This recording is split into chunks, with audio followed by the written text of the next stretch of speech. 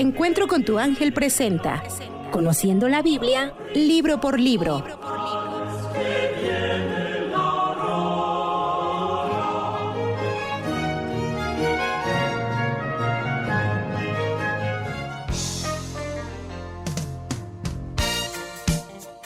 Nehemías.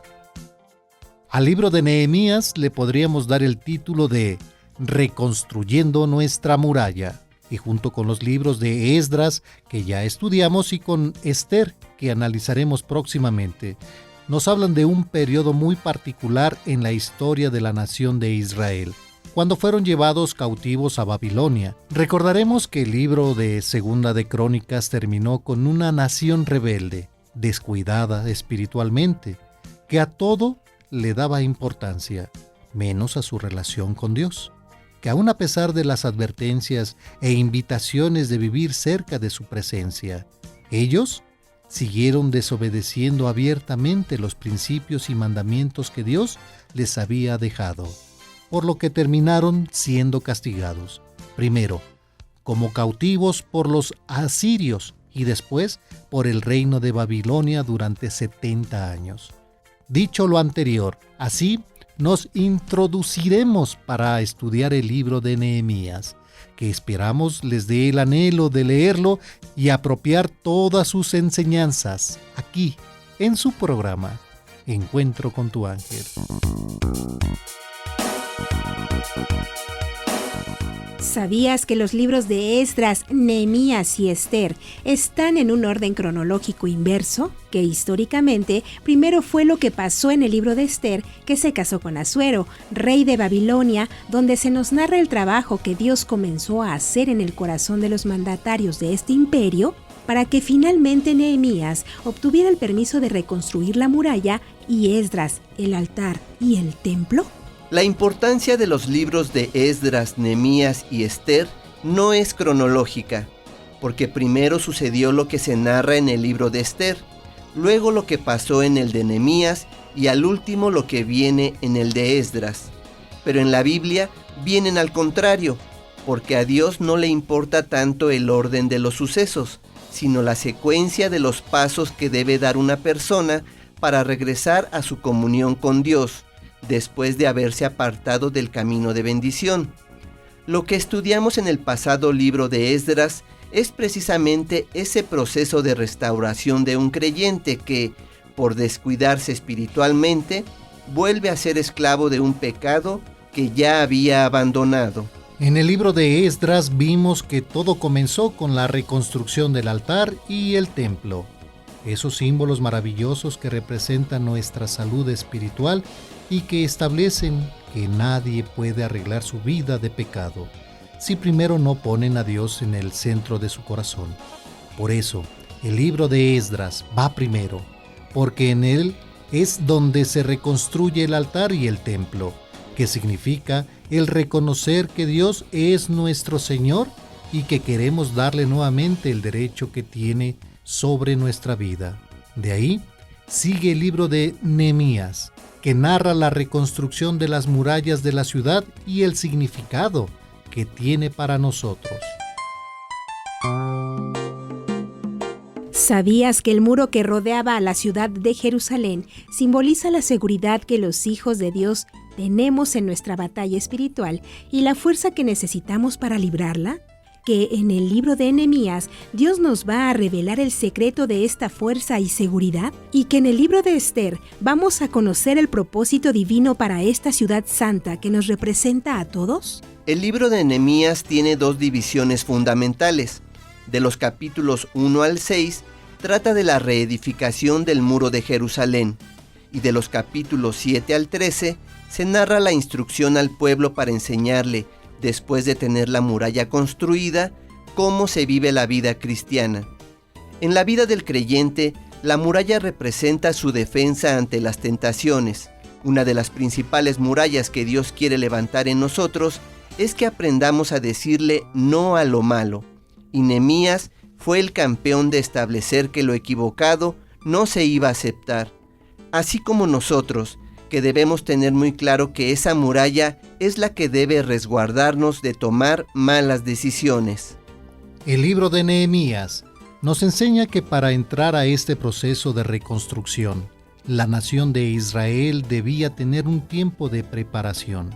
En este libro vamos a ver 4 cosas que Nehemías hizo para prepararse en esta misión.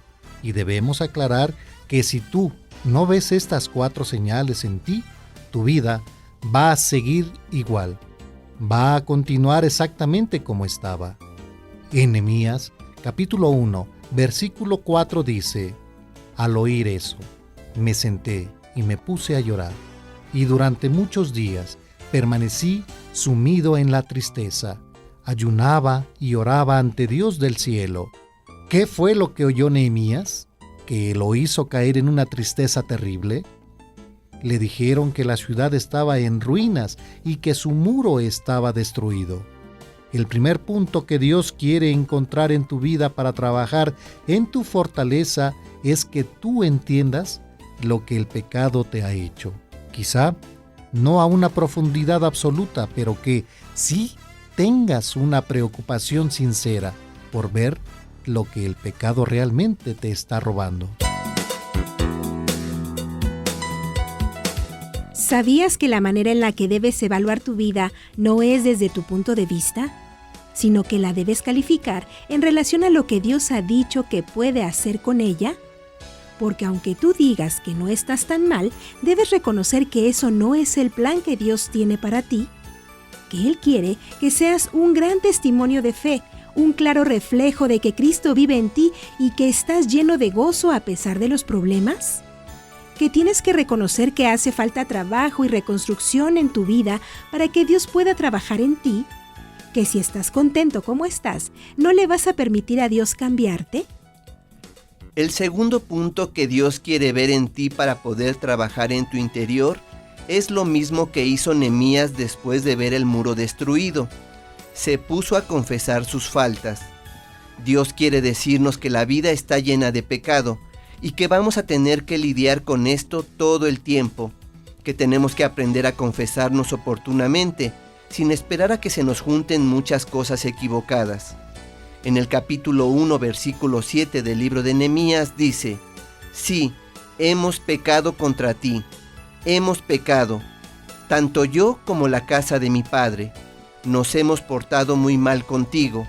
No hemos respetado los mandatos, las ordenanzas y los decretos que nos diste por medio de Moisés, tu servidor. Nehemías nos enseña que debemos hacer una genuina confesión de nuestras faltas, porque si somos superficiales, vamos a volver a cometer los mismos pecados. Cuando nosotros pecamos, eso sí, lo hacemos muy bien. Por eso la confesión también debe ser hecha a conciencia, para que Dios vaya transformando nuestro corazón hasta que de verdad ya no queramos volver a caer. La confesión no es para informarle a Dios nuestras faltas. Él sabe lo que hemos hecho mal. La confesión es para que Dios nos dé un rechazo natural a eso que antes deseábamos. Y que así como cometimos pecados uno a uno, así los debemos confesar uno a uno, pidiéndole a Dios que realmente produzca en nosotros un dolor por lo que hicimos y estamos haciendo mal. ¿Sabías que Nehemías no solo es un ejemplo de un creyente que le dice no a lo equivocado, sino también de aquel que se pone un objetivo bíblico y nada lo hace desistir para conseguirlo? Que Nehemías nos enseña que habrá muchos obstáculos a tu entrega, pero que si tú dices en oración: Dios, yo quiero regresar a una consagración, podrás estar seguro que esa petición será contestada porque claramente es la voluntad de Dios. El tercer punto que Dios quiere ver en nosotros para poder trabajar en nuestro interior es el compromiso, donde estemos dispuestos a superar cualquier obstáculo que se cruce entre nosotros y esa vida entregada que Dios nos ha revelado que debemos vivir. Y el cuarto punto es que necesitamos valor. Tenemos que orar por valor, porque esta es una batalla espiritual, porque cada vez que un Nehemías se levanta y dice: yo voy a construir, Satanás inmediatamente se levanta y dice: yo me voy a oponer. Dios no quiere que sus creyentes sean cobardes, sino que descubran que en este propósito de vida, Él quiere hacer de todos nosotros verdaderos ejemplos de fe que los demás quieran seguir. En el capítulo 3 vemos cómo Nehemías, antes de poner ladrillo sobre ladrillo, primero da una vuelta de reconocimiento al muro de la ciudad de Jerusalén, para saber qué es lo que se tenía que hacer. Y aquí hay una enseñanza maravillosa. Para hacer una reestructura de tu vida, primero tienes que calcular los daños que el pecado ha hecho en ti. No porque seas tú el que va a hacer el trabajo de reconstruirte, eso lo va a hacer Dios, sino para que reconozcas los boquetes que la mentira, la codicia, la envidia, la rivalidad, el chisme han hecho en tu muralla. Tienes que hacer un sondeo como lo hizo Nehemías. Y una vez que él hizo el recuento de los daños, reunió a la gente de la ciudad y a cada uno lo puso a trabajar en la parte más cercana del muro donde estaba su casa.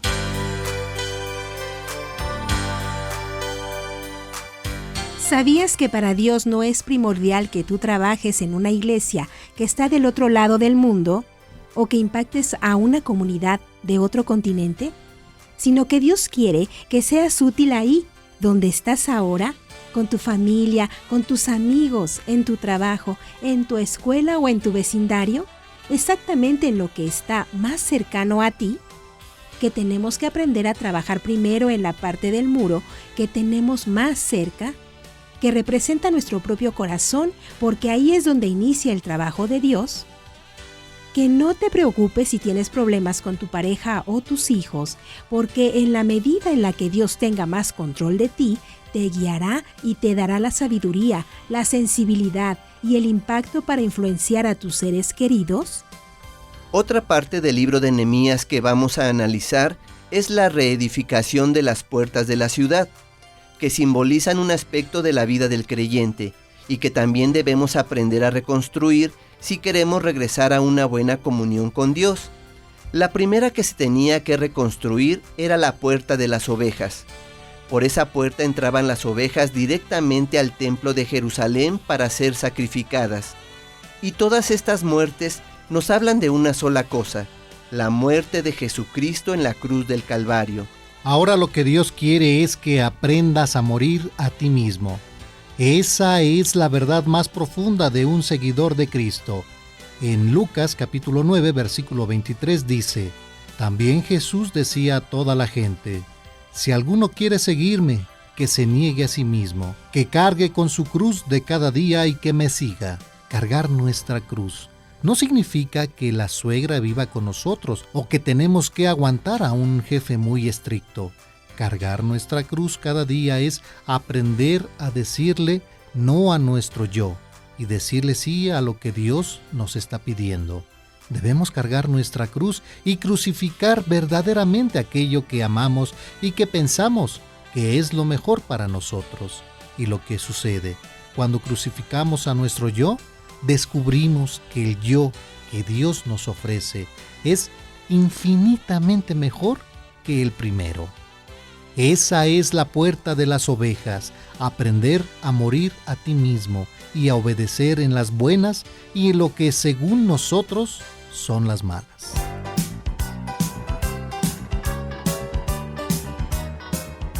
¿Sabías que tú nunca vas a poder decir que estás haciendo la voluntad de Dios si lo fundamental para Él, que es la salvación de las almas, está lejos de tus proyectos? Que muchos creyentes han dejado de testificar o nunca lo han hecho por pena, por cobardía o por indiferencia. Que no debes poner como pretexto tu edad, tu situación actual o tu poco conocimiento de la Biblia, porque Dios es quien hace el trabajo. La siguiente puerta que se debía reconstruir era la del pescado, por donde entraban los pescadores. En Marcos capítulo 1, versículos 17 y 18, Jesús les dijo: Síganme y yo los haré pescadores de hombres. Y de inmediato dejaron sus redes y le siguieron. Cuando llaman a un testigo a declarar en un juicio, ¿qué es lo que hace? Habla de lo que sabe, de lo que vio, y lo único que tenemos que hacer nosotros es decir lo que ha hecho Dios en nuestras circunstancias, para que otros vean que Dios es real y cambia las vidas. Por eso se le dice testificar. Debemos entender que la puerta del pescado se debe reconstruir, pidiéndole a Dios que te haga pescador de hombres para que disfrutes la vida siendo un instrumento de salvación. La otra puerta que debía repararse era la puerta vieja, y se llamaba así porque para los hebreos lo más viejo que existe es la verdad de Dios, y algo que debemos proponernos en un estado de avivamiento espiritual es decirle a Dios: enséñame a vivir en la verdad, porque cuando descuidamos nuestra relación con nuestro Padre Eterno, la mentira se comienza a volver un recurso propio de nuestra personalidad. Comenzamos con dobles vidas, cosas ocultas que nos causan mala conciencia y que dejamos de confesarlas. Si queremos limpieza, debemos adquirir el compromiso de vivir en la verdad. Somos hijos de luz y un día nuestra vida saldrá a la luz. Dios no quiere hijos avergonzados, quiere que así como la gente te percibe, así seas. La verdad es una puerta que se tiene que reconstruir y rápido, porque Dios no puede trabajar con la mentira. Otra puerta que se restauró fue la puerta del valle. El valle es lo que está abajo, es decir, la humildad, que simboliza esa actitud espiritual que Dios produce en nuestra vida cuando reconocemos lo necesitados que estamos de Él y lo incapaces que somos para esta misión que Dios nos ha confiado. Reanima el Señor a los humildes, pero humilla hasta el polvo a los malvados, dice el Salmo 147, versículo 6. Dios trabaja con los humildes, no con los que se sienten capaces de hacer las cosas solos. La otra puerta que se debía reconstruir era la de la fuente, que representa esa fuente de agua viva. En el Evangelio de Juan capítulo 4, versículo 14, Jesús le dijo a la mujer samaritana: el que beba de esta agua volverá a tener sed, pero el que beba del agua que yo le daré, nunca volverá a tener sed. El agua que yo le daré se convertirá en él, en una fuente de agua que salta hasta la vida eterna. Qué maravilloso es saber que en tu interior ya está la satisfacción, que solo se trata de aprender en obediencia a beber de ella, que ya no tenemos que pedirle a Dios que nos dé felicidad, porque Él ya vive dentro de nosotros.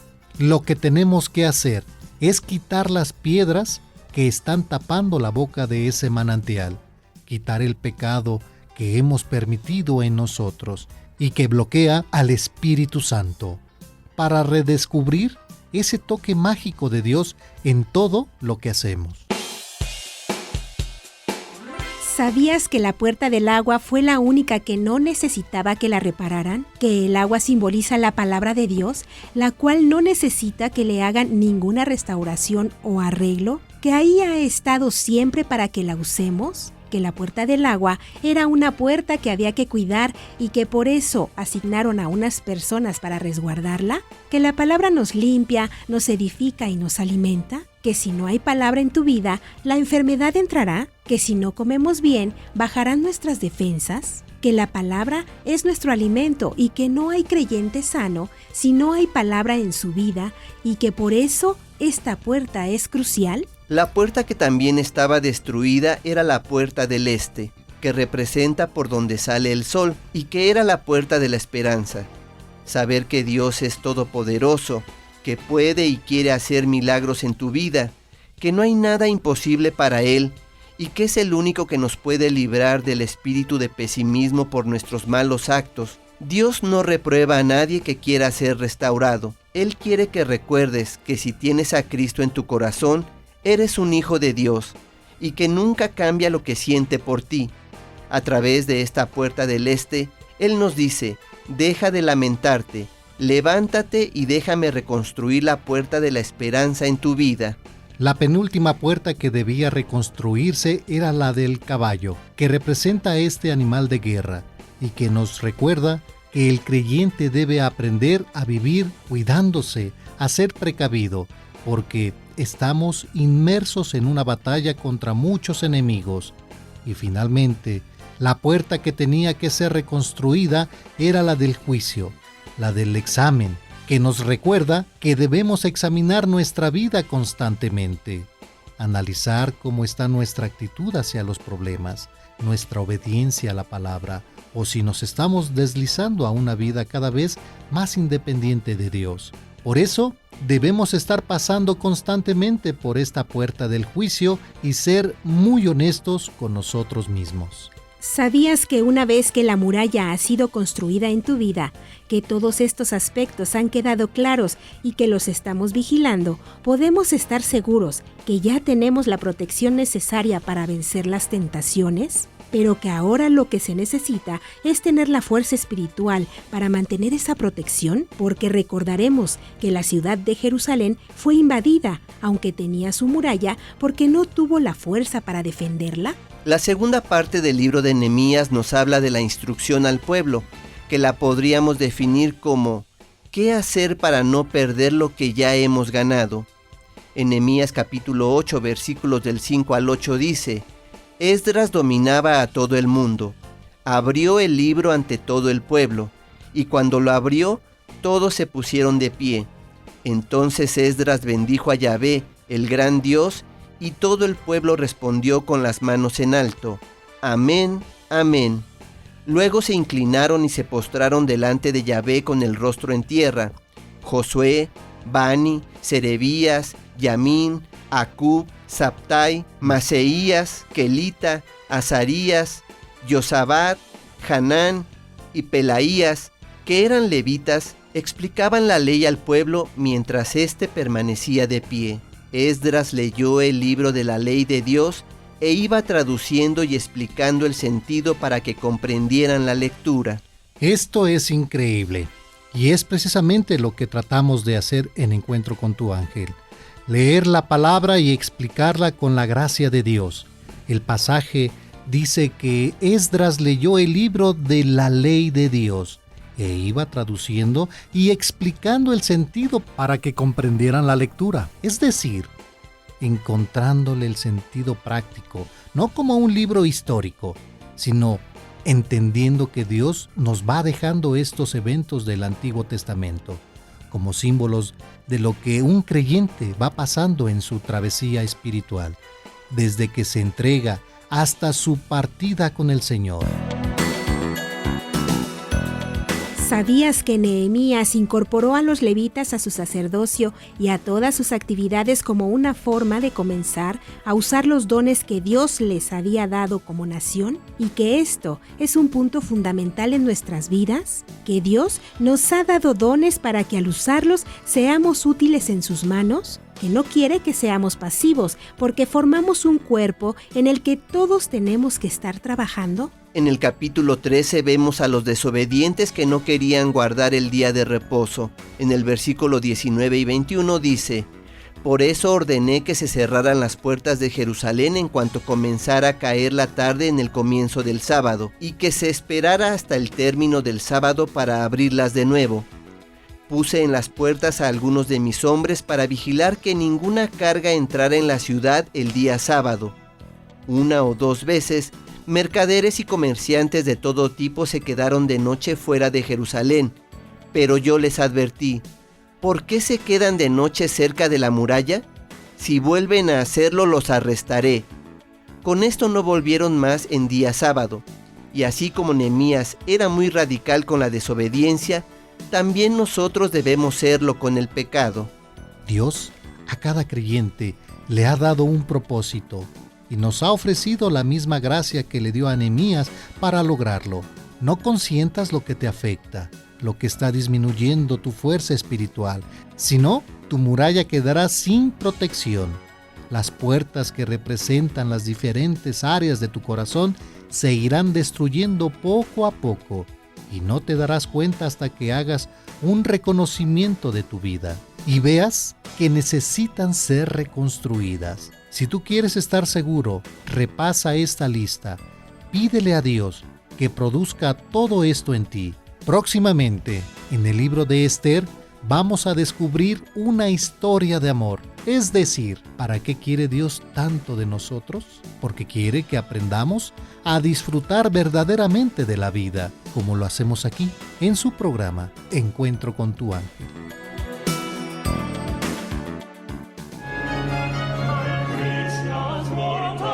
Encuentro con tu ángel presentó Conociendo la Biblia, libro por libro.